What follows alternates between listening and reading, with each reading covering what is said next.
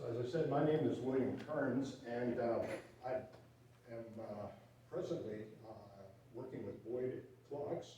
I'm the curator of the Museum of Time, and I would like to have David Boyd please come forward. He has a couple of words to say before we begin my presentation. David? Okay, thank you, Bill.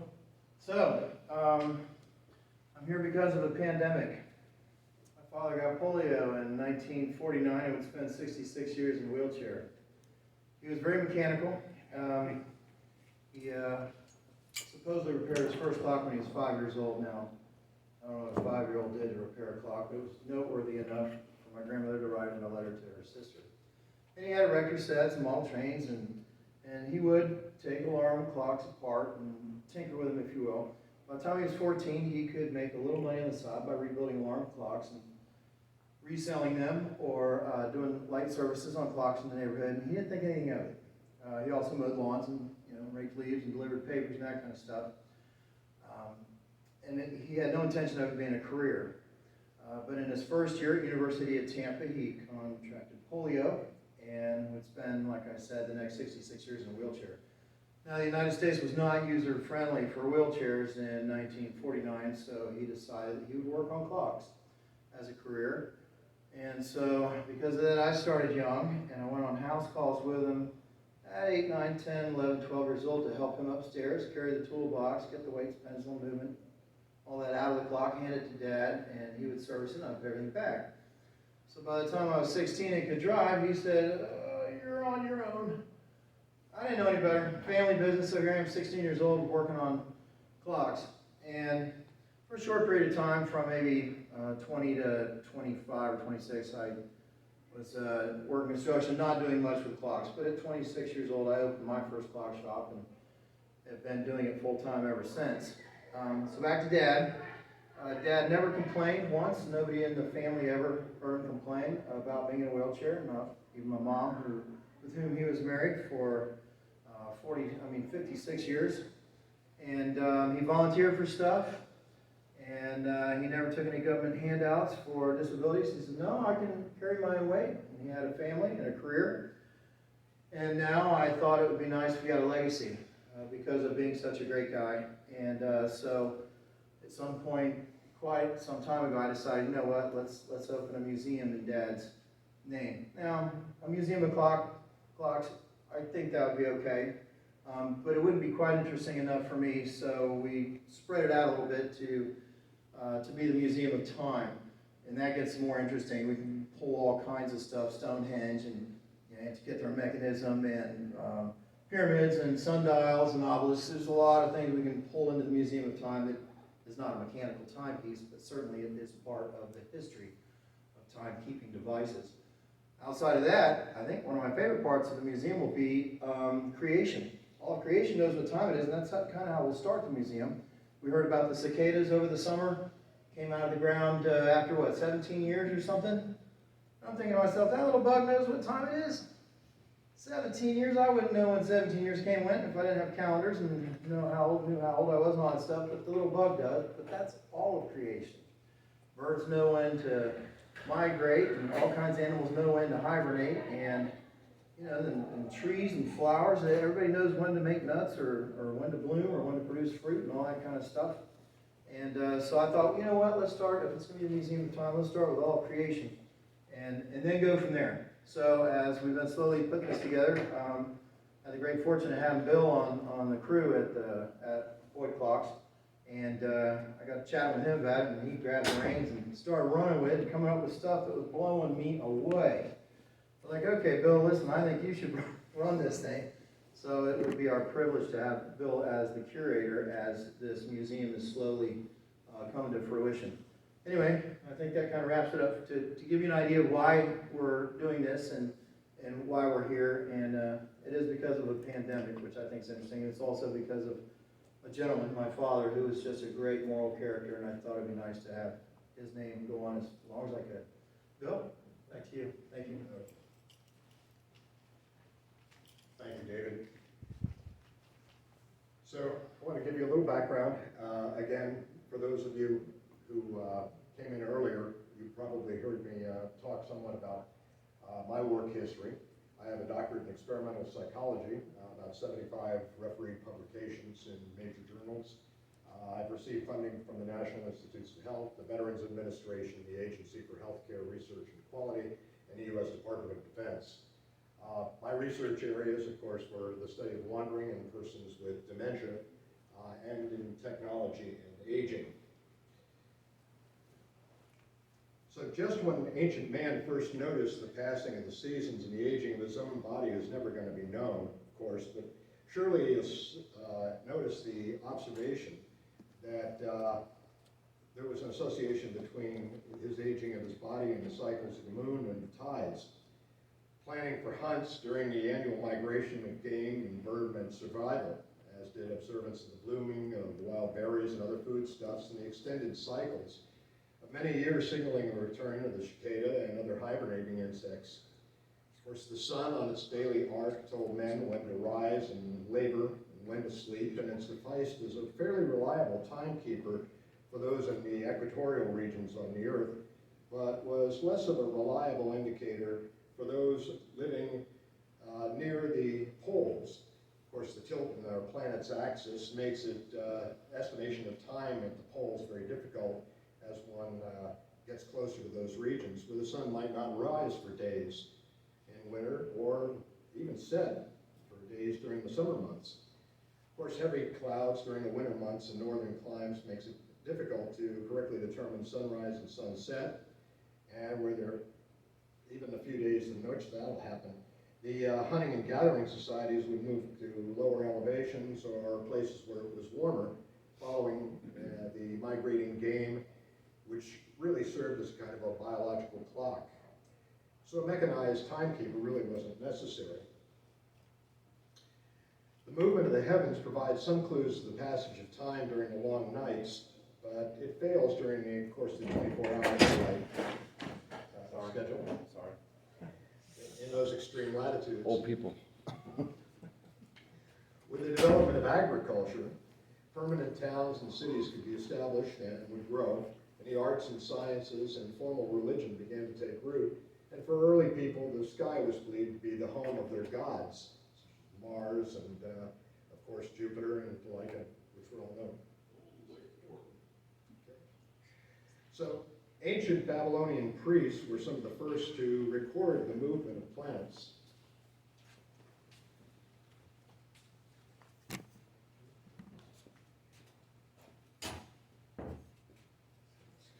The movement of planets, and they believed to be gods because of their unusual movements, moving forward and in retrograde motion and pretending eclipses. So here you see, for example, Mars in retrograde. This is a phenomenon that would be observed in a night sky if you were to go out and do this now. Well, obviously not during the daylight hours, but you can see that Mars apparently moves backwards.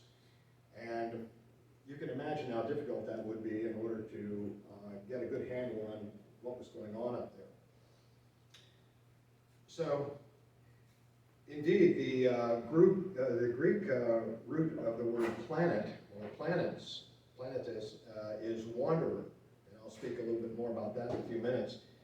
The eclipses were considered to be bad omens for rulers, and it was thought important to know when these events would occur so the proper ceremonies could be held to appease the god and to protect the ruler from the bad effects of the eclipses.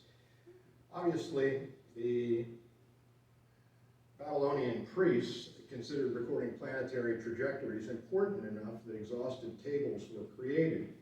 And these tables were later used by the Greeks when they built them into the Antikythera mechanism around about the 2nd century BCE, according to Michael Wright of the London Science Museum. And I'll say more about that in a few moments.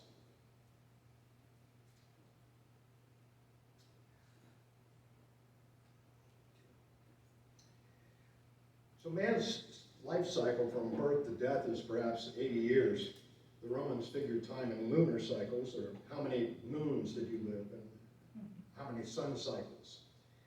It's interesting, just as a digression, that when the earliest estimations of a second were considered, that the human heartbeat was essentially the model for the 1 second beat. So to give you some idea that the lifetime or the cycle from birth to death is how many heartbeats do you get? You being the clock, if you will, and your heart being the pendulum. Okay.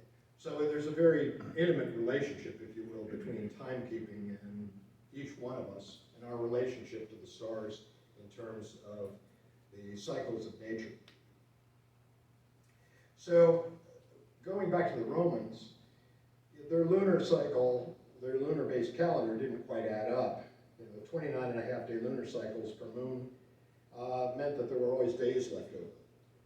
But it took the Egyptians, and specifically credited to Claudius Ptolemy in about the 2nd century AD, and very possibly Cleopatra herself, to bring the 365.25-day yearly calendar to the Romans. Not content merely to divide the year into days and months, the interest shifted to subdividing the day itself into hours. So for the daily cycle, daytime hours could be indicated using staffs, pillars, and obelisks to cast the sun's shadow. And the early attempts to divide the daylight were for 10 fixed hours and 2 adjustable hours, one at each at the dawn and one at dusk. They could vary in length with the season. So the Romans were very big into decimalizing things, as you can imagine.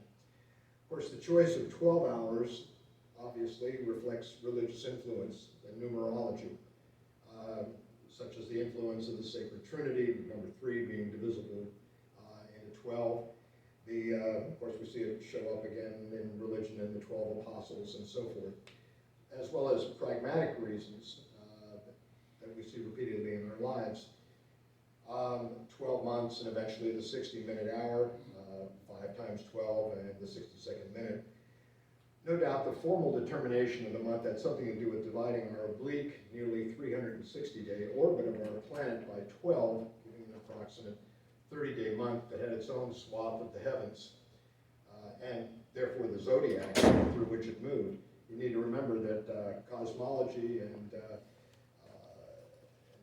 was basically tied intimately with the zodiac and predictions. In fact, it's interesting when you consider it that even as late as the 1980s, the President of the United States had an astrologer. That's true. Nancy Reagan had one. Nice. So to show that just the degree to which those ancient beliefs still held sway. So nature in the heavens, provided a reasonably good clock, and the year could be marked with sighting stones that aligned in the winter and summer solstices as they do in Stonehenge. In the field of psychology, the natural elements and man-made devices that regulate life are what we call Zeitgeist, a German word which means time giver. So the solar and lunar cycles regulate human activity, of course, as contended by some researchers that they also regulate biological rhythms related to reproductive cycles in a variety of species, including coral, tortoises, and quite possibly humans. So, indeed, there was little need for a formal mechanism to... I apologize. I don't know what it is about this place. The Mexican stock market just opened up. Indeed, there was little need for a formal mechanism to show the hour of the day, and for many cultures today, that's still true, according to social psychologist Robert Levine in his book, A Geography of Time. As late as the publication of Levine's book in 1997, there were still numerous cultures in the world that were almost oblivious to clock time, and instead adhered to event time, which is governed more by social conventions and movements of natural events than the movement of hands on a dial. So why build a clock at all? What was the motivation?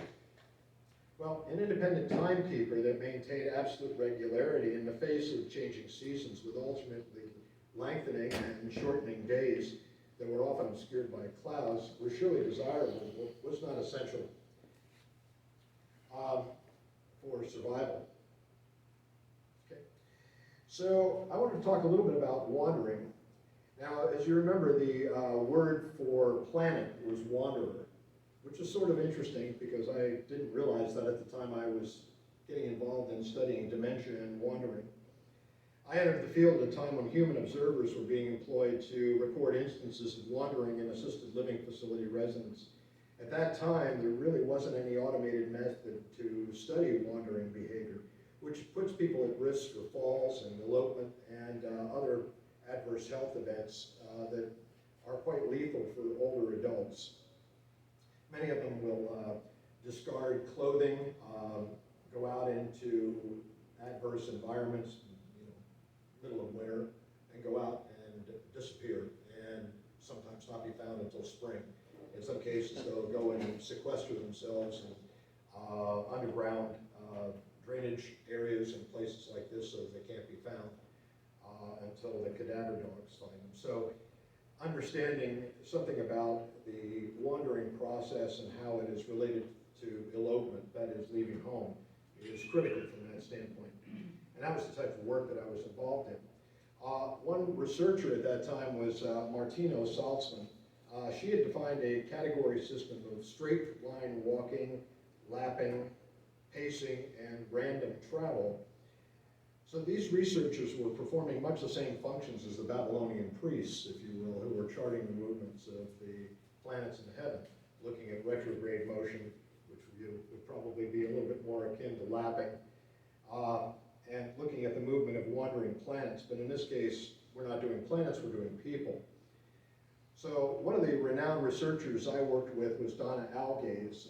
She attempted to teach her research assistants using a clipboard to visually recognize these four patterns: the direct, random, pacing, and lapping.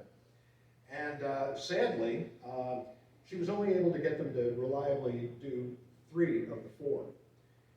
So they were able to do direct, no problem. They could recognize that reliably. The reliability quotients were pretty high. Pacing, there really wasn't a problem with that. People could recognize when a person was pacing back and forth. Lapping, again, they could be trained to do that reasonably well. But they could not reliably recognize random travel. The takeaway message being that human beings are exquisite pattern filters. We're genetically programmed to recognize environmental regularity. It's what we do. I mean, we see associations between things that happen repetitively. And so if you think about it, that's really a good thing, because it really underpins our entire concept of education and science. I mean, we look and as observing scientists at phenomena and attempt to recognize regularity and systematize our observations. The basis of it forms the basis for the entire scientific method. So getting back to Stonehenge, so the creation of the earliest timekeeping devices might be traced to the stone pillars in Egypt and structures such as the Saracen stones found in the United Kingdom in stone circles and Stonehenge, and also at sites at Machu Picchu and at Hattusa, Turkey, as well as carefully aligned burial sites in Ireland where the sun illuminates a sunken shaft only for one day of the year. Eberhard Zanger, who's the president of the Lewian Studies Foundation, is an expert in reconstructing archaeological landscapes. He's produced a video reconstruction of the Bronze Age Hittite city of Hattusa, Turkey, showing how chambers and buildings were astronomically aligned to mark the passage of the hours and the days on key events such as the solstices. I'm going to get out of this for just a moment, and let's see. Should work just fine.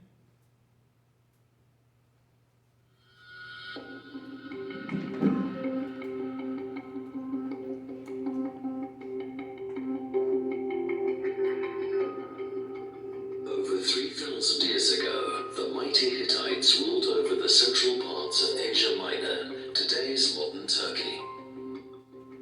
Their capital, the holy city, was protected by a wall almost 7 kilometers long. Researchers have now revealed just how much the Hittites acknowledged and served celestial deities. Most of their temples were aligned according to astronomical parameters. Their exterior walls and the city's gates point toward the sunsets of the solstices. The whole city and its most prominent bastion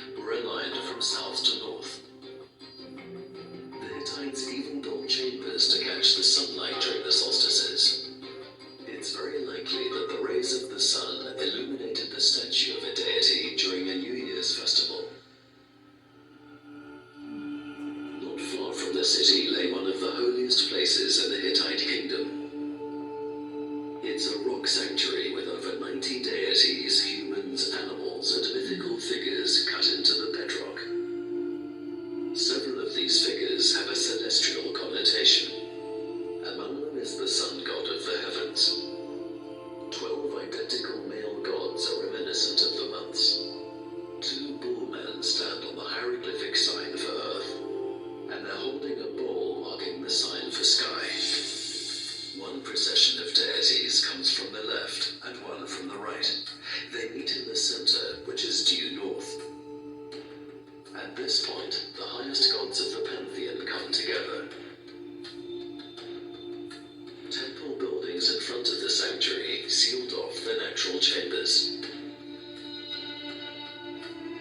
Once again, the building walls were aligned toward the sunsets at the solstices. What's more, a sculpture of a Hittite king only catches sunlight at the time of the summer solstice.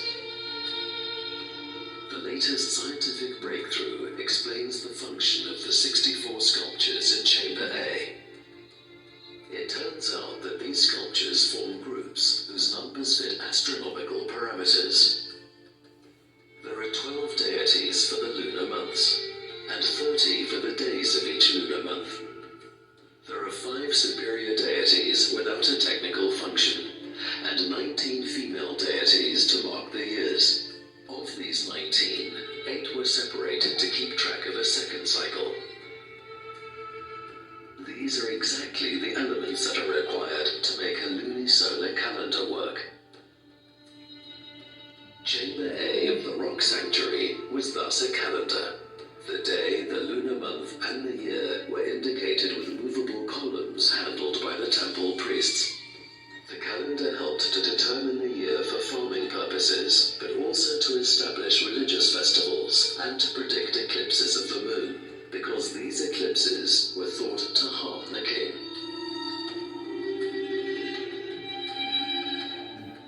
Wow.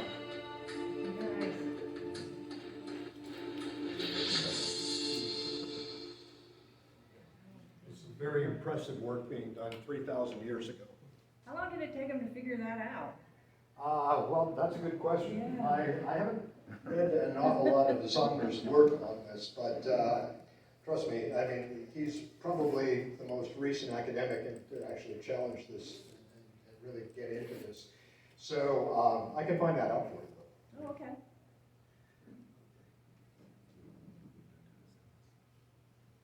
One of the things that should be very clear out of this is that ancient man was no fool. As a matter of fact, I think the more I have dug into this, the more impressed I have become. Let's see if it takes me back to where I'm supposed to be. It's excellent. Okay, good.